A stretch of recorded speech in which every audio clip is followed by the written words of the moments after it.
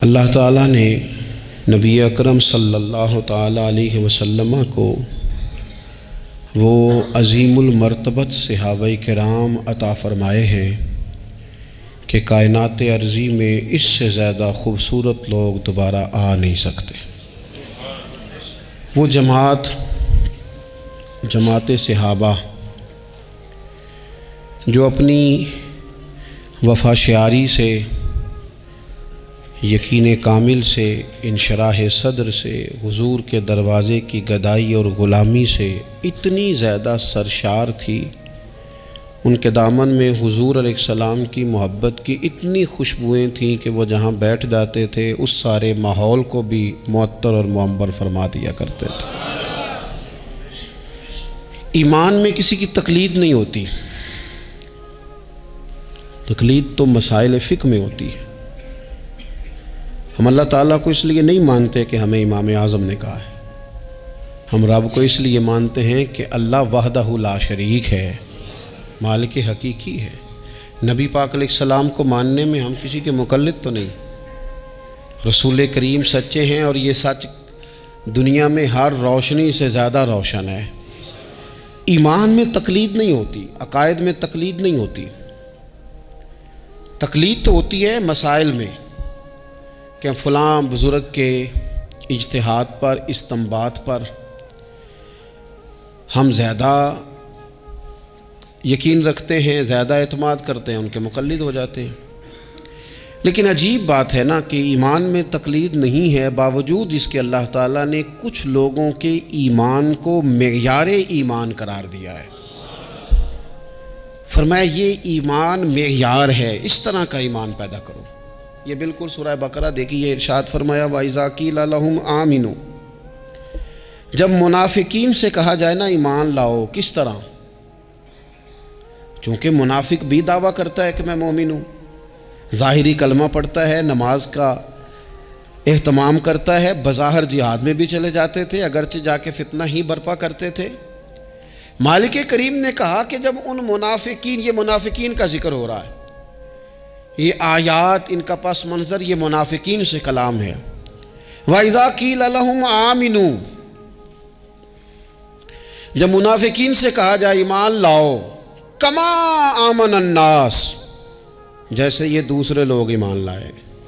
یہ کون دوسرے لوگ؟ سیدنا صدیق اکبر، حضرت فاروق اعظم، حضرت عثمان غنی، سیدنا مولا علی علیہم رضوان۔ جس طرح یہ صحابہ ایمان لائے ہیں اس طرح کا ایمان لاؤ۔ ان کا ایمان یہ معیار ہے، یہ معیار ہے کہ ایمان اس طرح کا ہوتا ہے، یہ کسوٹی ہے، ذرا اس پر پرکھو، ان کی زندگی کے شب و روز کو دیکھو، پھر اس پر پرکھو، اس طرح ایمان لاؤ جس طرح یہ میرے محبوب کے صحابہ ایمان لائے ہیں۔ تو ان کا جواب بھلا کیا ہے؟ ان کا جواب بھلا کیا ہے؟ عقل کو تنقید سے فرصت نہیں۔ ان کا جواب کیا ہے؟ معاذ اللہ وہ جواب یہ دیتے ہیں، کہتے قالوا انؤمن کما آمن السفہاء، کیا ہم اس طرح ایمان لائیں جس طرح یہ بیوقوف ایمان لائے؟ ان کی نظر میں تو سارا مال قربان کر دینا معاذ اللہ بیوقوفی ہے۔ ان کی نظر میں تو چلتے کاروبار، جائیدادیں چھوڑ کے مکے سے مدینے چلے جانا یہ بیوقوفی ہے۔ ان کی نظر میں تو مال، اولاد، جان، ہر چیز قربان کر دینا حضور کے قدمین پر یہ بیوقوفی ہے۔ کہ ان بیوقوفوں کی طرح ایمان لائیں؟ ہم تو سیانے لوگ ہیں، ہم تو سیانے ہیں، ہم تو ایمان لائیں گے، بس زبانی کلامی آئیں جائیں گے، بات بھی کریں گے، جس طرف کی ہوا ہوگی اس طرف کے ہو بھی جائیں گے۔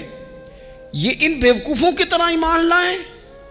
کیا کہا تھا کسی نے؟ اس نے کہا تھا کہ محبت کو ظالموں نے عبادت دیا قرار۔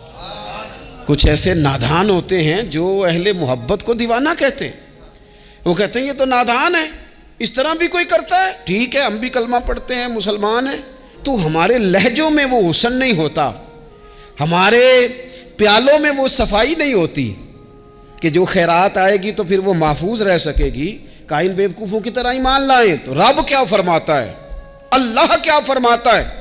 سنیں جو حضور کے صحابہ پر بات کرے اس کے بارے میں رب کیا فرماتا ہے، اسے جواب میرا رب دیتا ہے۔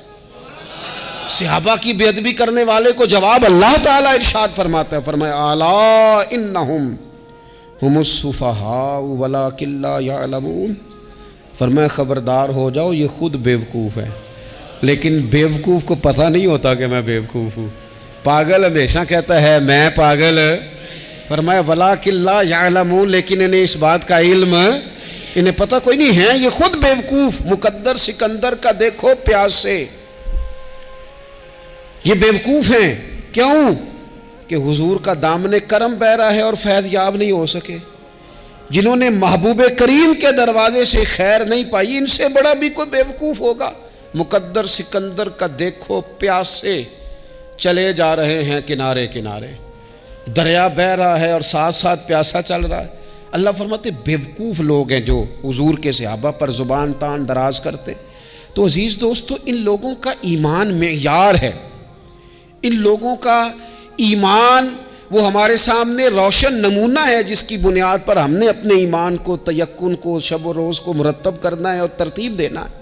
صحابہ کرام کی جماعت ساری بڑی شانوں والی، لیکن کچھ لوگ ایسے ہیں جن کا زیادہ تذکرہ نہیں ہوتا، تو بظاہر یوں محسوس ہوتا ہے کہ ہم نے عوام کو ان سے پوری طرح روشناس بھی نہیں کرایا۔ ایک شخصیت کا ذکر آج کریں گے جن کو میرے نبی پاک علیہ السلام نے فرمایا، حضور نے فرمایا، صحیح بخاری میں موجود ہے، فرمایا یہ نیک آدمی ہے۔ اور یار جسے رسول کریم کہیں بندہ نیک ہے، رجل صالح، حضور نے فرمایا نیک آدمی ہے، جو بالغ نہیں ہوئے تھے اور اس سے پہلے ہی کلمہ پڑھ لیا تھا، جو حج کے مسائل سب سے زیادہ جانتے تھے، جنہوں نے 60 سال مکے اور مدینے میں فتویٰ دیا، صحابہ ان سے فتویٰ لینے آتے تھے، جو بدر کی جنگ میں بھی گئے، احد میں بھی گئے، پر محبوب نے فرمایا عمر تھوڑی ہے، ابھی واپس جائیے۔ خندق میں شریک ہوئے اور اس کے بعد ہر جنگ میں شریک ہوئے۔ مستدرک میں موجود ہے، حضرت جابر ابن عبداللہ فرمایا کرتے تھے زمانہ بدلا تو کچھ لوگوں میں بھی تبدیلیاں آئیں، میں نے بڑی دنیا بدلتی دیکھی، پر جن لوگوں کو نہیں بدلتے دیکھا نا، ان میں یہ شخصیت ہے جو ہمیشہ ہر دور میں، ہر عمر میں نبی پاک کے طریقوں پر پوری طرح کاربند رہے، اوڑھنا، بچھونا، اٹھنا، بیٹھنا، چلنا، ہر وقت حضور کی محبت میں غرق ہو کے کیا۔ کون ہے بھلا؟ حضرت عمر کے بیٹے سیدنا عبداللہ ابن عمر رضی اللہ تعالی عنہ، ابھی بالغ نہیں ہوئے تھے، مسلمان ہو گئے، اور زندگی ساری مصلی سے لگ کے گزاری، عبادت کی، ریاضت کی، تقوی، جد و جہد، معاملہ فہمی، جہاد۔ والد امیر المومنین ہے،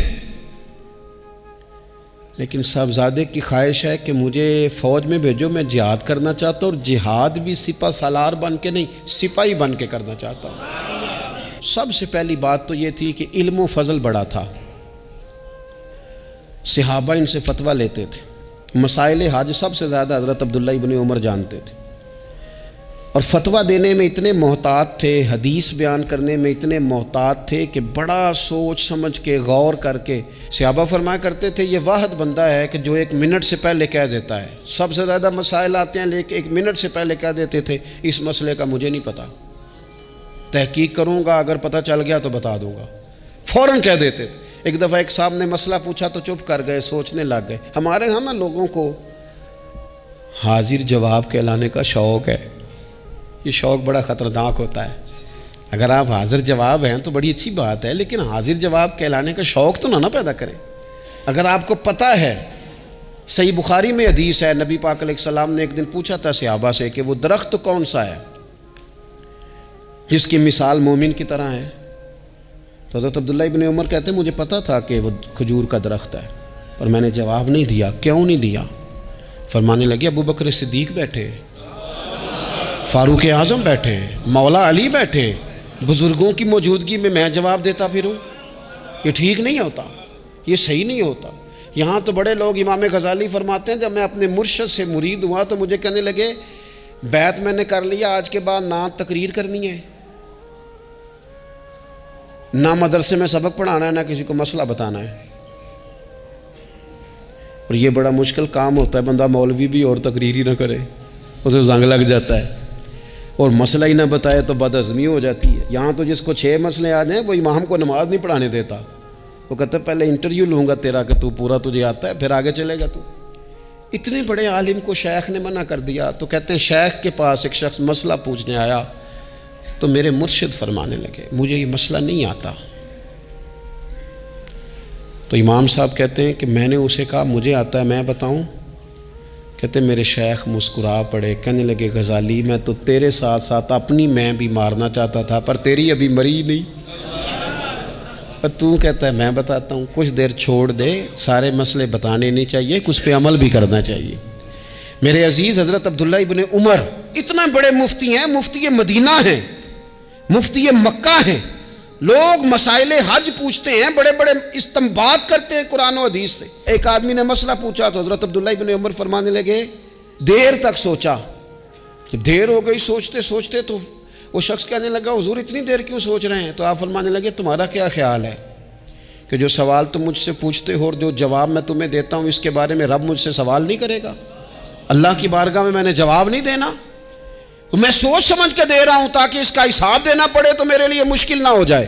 میرے عزیز حضرت عبداللہ ابن عمر سے کسی نے سوال پوچھا تو سیدنا عبداللہ ابن عمر رضی اللہ تعالیٰ عنہ کہنے لگے مجھے نہیں آتا اس سوال کا جواب. اور جب کہا نا نہیں آتا تو فوراً کہنے لگے عبداللہ خود اپنے آپ سے بات کرتے ہیں. کہتے ہیں عبداللہ رب تیرا بھلا کرے, اس بات پہ ہمیشہ ڈٹے رہنا, جو بات نہ آتی ہو وہ کبھی کہنا نہ, جس کا پتہ نہ ہو اسے کبھی کرنا, جب تک پوری تحقیق نہ ہو بلا وجہ ہوتا زنی نہ کرنا, بلا وجہ ہوتا زنی نہ کرنا. یہاں کا ہے ہمارے صوفیاء نے, یہاں کا علم و بس کریو یار, ایک کوئی حرف تینوں درکار, صحیح کر کے پہلے اچھی طرح کر کے پرکھ پھر بات کر. تو علم بڑا تھا, تقوی بڑا تھا. اس کے ساتھ ساتھ پھر یہ تھا کہ غریب پروری بڑی تھی. ایک بندہ خیرات لے کے گیا, وہ پھر لائن میں لگ گیا ہے, اسی کیا کھیدہ پلا تو پھر آ گیا ہے. تو حضرت عبداللہ ابن عمر بندہ دوبارہ آتا نا تو کسی سے قرضہ لے کے کہتے یار اس کو بڑی ضرورت تھی تو دوبارہ آیا ہے نا, ایک دفعہ تم ذرا دے دو میں تمہیں دے دوں گا, اس کو دینا ہے. جتنی دفعہ شام کو کھانا کھاتے اتنی دیر حضرت عبداللہ ابن عمر کھانا نہیں کھایا کرتے تھے جب تک کوئی یتیم آ کے دسترخوان پہ بیٹھ نہ جاتا. نہیں گزارا ہوتا. اور یار کیسے لوگ کھا لیتے ہیں, اعلیٰ غذائیں کھا رہے ہیں اور ایک طرف ایک بہن مجبور بیٹھی ہے, بھائی مجبور بیٹھا ہے, سسرالی رشتہ داروں میں لوگ مجبور بیٹھے ہیں, عزیزوں میں لوگ مجبور بیٹھے ہیں, یتیم غریب مسکین, اور یہ روز نئے سے نیا ذائقہ. جب تک یتیم نہ ہوتا کھانا نہ کھاتے. اور صدقات و خیرات بھی کرتے تو جس طرح ہم کرتے ہیں نا, ناراض نہ ہونا. کبھی کبھی نا بعض لوگوں کو بانٹتے دیکھتے ہیں تو تکلیف ہوتی ہے. آپ نے دینا تو ہے تو اگر خوش دلی سے دے دیں, عطا تو کرنا ہے تو اگر چلو صحیح طریقے سے ہو جائے, ہنس کھیل کے ہو جائے, پریشان نہ کیا جائے سائل کو, تو کتنا اچھا ہے. ان صوفیاء کا بھی ہم نے تذکرہ کتابوں میں پڑھا ہے جو کہا کرتے تھے اگر رب نے دروازے پہ کسی کو بھیجا ہے تو اس کا مطلب ہے اللہ راضی ہے. لیکن ہمارا لہجہ اتنا سخت ہوتا ہے. حضرت عبداللہ ابن عمر ایک اونٹنی پہ بیٹھے تھے, اونٹنی بڑی پیاری لگی, بڑی خوبصورت تھی, بڑی بہترین تھی, بڑی صاف ستھری تھی. تو 2-3 دفعہ اپنے غلام سے کہا یار بڑی پیاری ہے, بڑی خوبصورت ہے, دیکھو اس کا چلنے کا انداز کتنا نرالا ہے. آج کل بھی ڈرائیور گاڑی چلاتے ہیں تو کہتے ہیں بڑی ہلکی پھلکی ہے جی, بریکیں بھی بڑی ٹھیک ہیں جی, اس کی فلاں معاملہ بھی اس کا بڑا صحیح ہے. وہ اتنی پسند آئی اونٹنی تو اونٹنی سے اترتے ہی فوراً کہنے لگے اس کو نشان لگا کے قربانی کے جانوروں میں چھوڑ دو, یہ زیادہ پیاری ہے, اسے رب کے رستے میں خیرات کریں گے. کیوں؟ ایک باریک نکتہ صوفیاء نے بیان کیا ہے. اللہ کے نیک بندے کہتے ہیں کسی جگہ بھی تمہارا دل اللہ رسول کے مقابلے میں الجھنا نہیں چاہیے. کوئی ایسی چیز جو رکاوٹ بن رہی ہو, رکاوٹ, وہ کیا کہتے ہیں کچرا آ گیا ہے, اس کچرے کو لوگ ٹھیک نہیں کرتے, کہتے نکال دو تاکہ معاملہ صحیح رہے. ایک چھوٹا سا باریک سا ہلکا سا دھاگے کی طرح کا ایک ٹکڑا اگر کسی وقت گوشت کا آپ کے دانت میں الجھ جائے نا, وہ سارا ذائقہ تباہ کر دیتا ہے. لوگ مختلف چیزیں لے کے خلال کرتے ہیں دانتوں کا تاکہ وہ نکل جائے, کیونکہ ذرا سی بھی چیز اگر کسی جگہ رکاوٹ بن جائے نا, آپ بڑا بہترین کھانا کھا رہے تھے زبردست غذا آپ کھا رہے تھے، ایک صرف اس میں نا ہلکا سا دانہ ایسا آیا جو سخت تھا، کچرا آ گیا، روڑا آ گیا، تو وہ سارے کھانے کا ذائقہ تباہ کر دیتا ہے۔ بعض لوگ ایسے ہوتے ہیں کہ ایک بال نکل آئے نا کبھی کھانے میں سے تو کھانا چھوڑ دیتے ہیں، کہتے ہیں یار یہ سارا ذائقہ خراب ہو گیا۔ ہمارے ساتھ یہ ہوا ہے، یہ تو ہے نا دنیاوی معاملات، اسی طرح کا مسئلہ روحانی زندگی میں ہوتا ہے۔ کئی دفعہ نا ہم ماننے کو تیار نہیں ہوتے، لیکن ہمارے اوپر دولت کی محبت پوری طرح سوار ہوتی ہے، وہ سجدے میں ذوق آنے نہیں دیتی۔ شہرت کی محبت پوری طرح سوار ہوتی ہے، وہ درود و سلام کا، ذکر کا، عبادت کا ذائقہ لگنے نہیں دیتی۔ وہ جو کہا تھا نا والذین آمنوا اشد حبا للہ، ایمان والے سب سے بڑھ کر اللہ سے پیار کرتے ہیں، سب سے بڑھ کر رسول اللہ صلی اللہ علیہ وسلم سے محبت کرتے ہیں۔ کیوں کہا گیا تھا؟ اس لیے کہ ان محبتوں کے مقابلے میں ذرا بھی کوئی اور محبت آتی ہے روحانی ذائقہ خراب کر دیتی ہے، ہمارا دل نہیں لگتا، ہم بور ہوتے ہیں، ہم پریشان ہوتے ہیں۔ مسئلہ یہ ہے کہ جس دل میں صرف رب رسول کو ہونا چاہیے تھا وہاں شہرت آ گئی ہے، شہرت کی محبت آ گئی ہے، دکھاوا آ گیا ہے، مال آ گیا ہے، کئی قسم کے ہم نے بت معاذ اللہ اکٹھے کر لیے، اور پھر وہ ساری کیف مستی آئے۔ یہ کیسے ہو سکتا ہے؟ حضرت عبداللہ ابن عمر رضی اللہ تعالیٰ عنہ کے پاس ایک گدھا تھا، ہم پنجابی میں تو کہا کرتے تھے کہ بڑا ساؤ جانور ہے، بڑا دھیما ہے، بڑا اچھا ہے، سواری بھی کرتے تھے اس پہ، اس پر بوجھ بھی رکھتے تھے، اور بھی کئی کام، جانوروں کا چارہ بھی اس پہ رکھ کے لایا جاتا تھا۔ بہت سارے لوگ اس کی تعریف کرتے تھے کہ ظاہر ہے اس وقت یہ جانور ہر گھر کی ضرورت ہوتے تھے، لوگوں نے بڑی تعریف کی کہ جناب یہ گدھا بڑا اچھا ہے، بڑا عمدہ ہے۔ اب بعض چیزیں ایسی ہوتی ہیں جن سے دل لگ جاتا ہے۔ کچھ نوجوانوں نے گھروں میں بلی رکھی ہوتی ہے، گھوڑا رکھا ہوتا ہے، جانور رکھے ہوتے ہیں، ان کی پوری توجہ انہماک۔ ہم دیکھتے تھے دیہاتوں میں کہ بزرگ اگر کہیں چلے جاتے تھے سفر پہ تو وہاں سے بھی پیغام بھیجتے تھے کہ گائے کو چارہ ڈالا کہ نہیں، بھینس کو نکالا کہ نہیں، تم نے باڑے سے دھوپ چھاؤں کا خیال کیا کہ نہیں، وہ چیز ذہن میں آ جاتی تھی۔ حضرت عبداللہ ابن عمر رضی اللہ تعالیٰ عنہ وہ گدھا چونکہ بڑا پیارا تھا، بڑا اچھا جانور تھا اور بڑے کام کرتا تھا، بہت سارے معاملات گھر کے اور کھیتی باڑی کے اس کے ذمے تھے، تو گھر والے بھی کہتے کہ اس جانور کی وجہ سے بڑی خیر ہے، بڑے کام ہو جاتے ہیں، آپ کا بھی خیال تھا۔ حضرت عبداللہ ابن عمر ایک دن گھوڑے سے نیچے اترے یا اس گدھے سے نیچے اترے تو خادم کو بلا کے کہنے لگے اسے لے جاؤ اور بیچ کے پیسے اللہ کے راستے میں خیرات کر دو۔ اب وہ خادم کا بھی اس سے دل لگ گیا تھا، جانور گھر میں ہوتا ہے دلچسپی ہو جاتی ہے، کہنے لگا حضور وہ سارا محلہ تو اس کی تعریف کرتا ہے، سارے خاندان والے تو اس جانور سے دلچسپی رکھتے ہیں اور آپ بیچ رہے ہیں۔ آپ فرمانے لگے جس طرح سب کا دل اس کی طرف ہے نا کہ اچھا جانور ہے، میرا بھی ہو گیا ہے، لیکن میں اپنے دل کو سوائے رب اور رسول کے کسی اور طرف ہوتا دیکھ نہیں سکتا۔ اعظم بلا سے اپنی وہ ہستی ہی کیوں نہ ہو، اعظم بلا سے اپنی وہ ہستی ہی کیوں نہ ہو، جو چیز اس کی راہ میں حائل ہو پھونک دو، جلا دو ایسی ساری چیزیں جو ان کے راستے میں آتی ہیں۔ فرمایا اس کی طرف توجہ ہونے لگی ہے، لہٰذا میں اسے اب رکھ سکتا۔ مزاج تھا، طبیعت تھی، طریقہ اس طرح کا تھا کہ وہ پھر ایک اور بات بڑی خوب تھی۔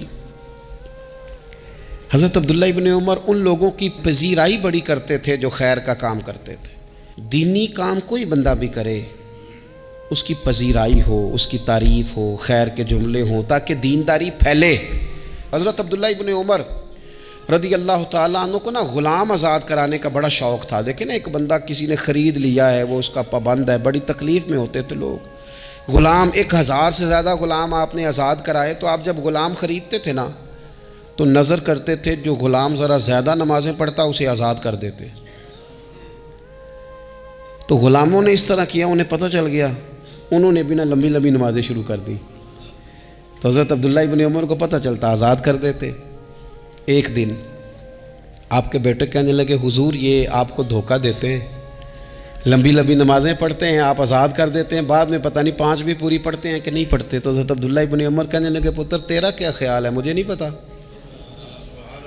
کہا حضور پتہ ہے۔ فرمانے لگے یہ مجھے رب کے نام پر دھوکہ دینا چاہتے ہیں، جو رب کے نام پہ دھوکہ دے روز دے، میں روز دھوکہ کھانے کو تیار ہوں۔ دوسری بات یہ تھی حضرت عبداللہ ابن عمر میں کہ نبی پاک سے محبت کوٹ کوٹ کے بھری ہوئی تھی، حضور کا ذکر آتا تو رو پڑتے، ان جگہوں پہ جا کے ڈھونڈ ڈھونڈ کے بیٹھتے جہاں نبی پاک نے وقت گزارا ہے۔ ایک درخت کا پتہ چلا کہ یہاں حضور تھوڑی دیر آرام فرما ہوئے تھے، انہوں نے دیکھا تھا یا انہیں معلومات ہوئی، تو ہمیشہ اس درخت کو پانی دیتے، اس کا خیال کرتے، کہتے یہ درخت ہمیشہ تر و تازہ رہے، یہاں میرے نبی پاک نے تھوڑا وقت گزارا ہے۔ وہ مکہ مکرمہ میں بھی جاتے تو وہ جگہ ڈھونڈ ڈھونڈ کے جہاں حضور نے نماز پڑھی تھی نماز پڑھتے، مسجد نبوی میں آتے تو جس منبر پر حضور بیٹھ کے خطبہ دیتے تو اس پہ ہاتھ پھیر کے چہرے پہ ملتے، حضور کی قبر انور پر حاضری دیتے، السلام علیکہ یا رسول اللہ کہہ کے اس بارگاہ عالی مرتبت میں حاضری دیتے، حضرت صدیق اکبر کو سلام کرتے، حضرت عمر کو سلام کرتے، پیر سن ہو گئے ایک دفعہ چلتے چلتے، تو کسی نے کہا جس سے سب سے زیادہ پیار ہے نا اسے پکارو پیر ٹھیک ہو جائے گا، تو فوراً کہنے لگے یا محمد صلی اللہ علیہ۔ اور یہ امام بخاری نے لکھا ہے الادب المفرد میں، خود امام بخاری لکھتے ہیں کہ حضرت عبداللہ ابن عمر نے یا محمد کہا اور ان کا پیر سویا ہوا ٹھیک ہو گیا۔ یہ لوگ بڑی محبت کرنے والے، آپ فرمایا کرتے تھے شاید زندگی میں لوگوں نے کسی سے اتنا پیار کیا ہو جتنا نبی پاک علیہ السلام کے غلاموں نے مجھ سے کیا ہے۔ ہر وقت لوگ ان کے گرد رہتے، لوگ محبت کرتے۔ حجاج بن یوسف جب حکمران بنا نا تو بڑا ظالم تھا، اس کو یہ بات اچھی نہیں لگتی تھی کہ ہر وقت لوگ حضرت عبداللہ ابن عمر کے پیچھے گھومیں۔ بادشاہوں کا خیال ہوتا ہے نا بادشاہ عام میں تو پروٹوکول کوئی اور لے کے جا رہا ہے۔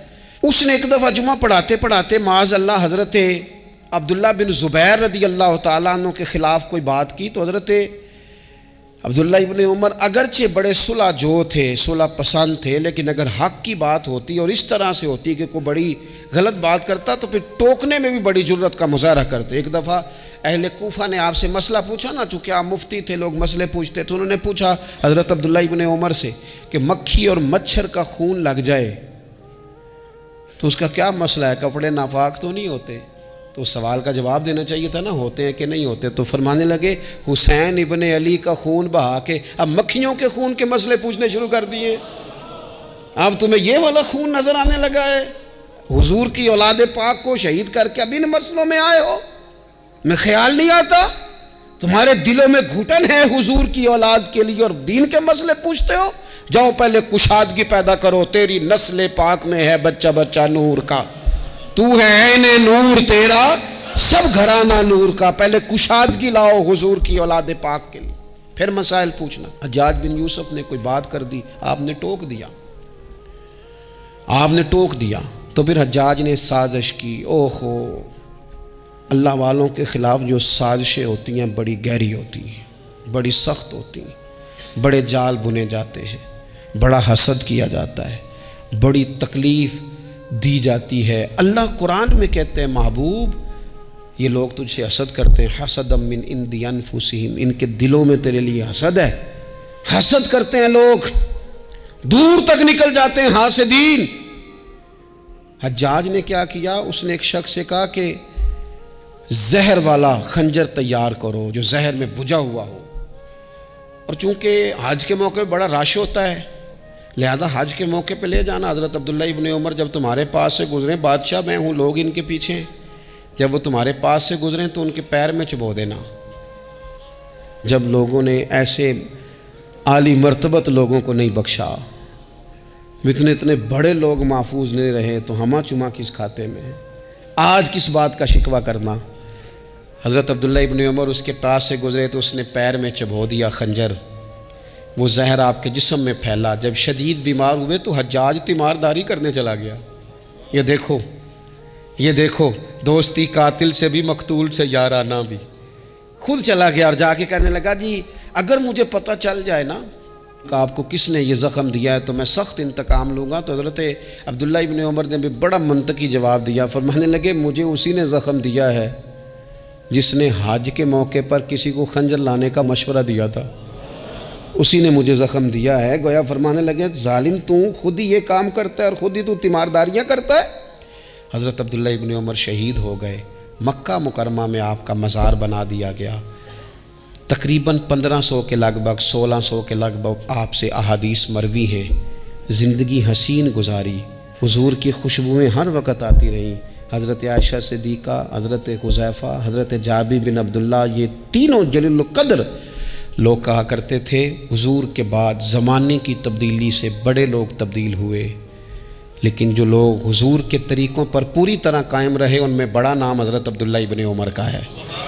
بڑا نام، رات بھر عبادت کرتے اور دن کو ظہر سے عصر تک اللہ کی یاد میں مصروف رہتے۔ 3 باتیں اپنی زندگی میں سمجھیں، ایک تو جس بات کا پتہ نہیں ہے اس کو کبھی ڈسکس نہ کریں، یہ ہمیں حضرت عبداللہ ابن عمر کی زندگی نے بتایا۔ اور دوسری بات یہ ہے کہ کوشش کریں، سخاوت کرنی ہے اللہ کی رضا کے لیے، تو اس میں اللہ کی رضا ہی پیش نظر ہو۔ اور تیسری بات یہ، جتنا ہو سکے اپنے آپ کو حضور کے دروازے کے قریب کریں، نبی پاک کے رستوں کا مسافر بنے۔ جس طرح بھی حالات بڑے بڑے بدلتے ہیں، لیکن اپنی جو اصل ہے نا، اس اصل پر ہمیشہ قائم رہیں۔ اللہ مجھے اور آپ کو عمل کی توفیق عطا